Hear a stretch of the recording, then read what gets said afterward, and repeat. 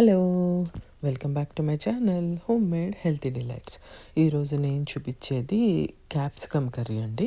ఇది capsicum fry అనమాట. ఒక 5 minutesలో అయిపోయే కర్రీ ఇది. ఏంటి అంటే మనం ప్రాసెస్లోకి వెళ్ళిపోతాము, చూసేయండి. ఫస్ట్ దానికి ఒక ప్యాన్ పెట్టుకొని తాలింపు వేసుకోండి. నూనె వేసుకొని చక్కగా ఆవాలు, జీలకర్ర ఇవి వేసుకొని తాలింపు వేసుకోండి. శనగపప్పు, మినపప్పు ఇలాంటివన్నీ వేసుకోవాలనుకుంటే వేసుకోండి, కానీ అంత టేస్ట్ బాగుండదండి. క్యాప్సికమ్ ఫ్రై కదా ఇది, అంత టేస్ట్ బాగుండదు. ఈ చక్కగా ఈ జీలకర్ర ఆవాలు వేగిపోయినాక ఉల్లిపాయలు వేసేసుకోండి. ఉల్లిపాయలే ఇక్కడ ఫ్రై అవ్వాలి బాగా. దీనికి ఈ ఉల్లిపాయలకు సరిపడినంత పసుపు, ఉప్పు 2 వేసేసుకొని వీటిని మూత పెట్టేసుకుంటే మనకు తొందరగా ఉడుకుతుంది కదా ఉల్లిపాయ. అందుకని మూత పెట్టేసుకొని చక్కగా వీటిని జాగ్రత్తగా ఫ్రై చేసుకోండి, మీడియం ఫ్లేమ్ మీద పెట్టుకొని.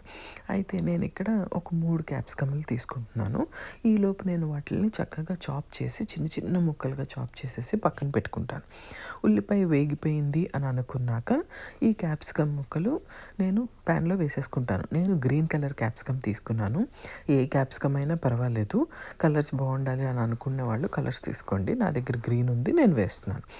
ఆ క్యాప్సికమ్ కూడా చక్కగా మూత పెట్టేసుకొని మనం ఉడికించేసుకుంటాం. ఆల్రెడీ ఉప్పు వేసాం కాబట్టి సరిపోతుంది. ఈ క్యాప్సికమ్ ఎప్పుడైతే ఉడికింది అని అనిపిస్తుందో, అంటే ఒకసారి గరిటెతో అనగానే సగం ముక్క అయిపోతుంది కదా, అంతే చాలండి, సరిపోతుంది.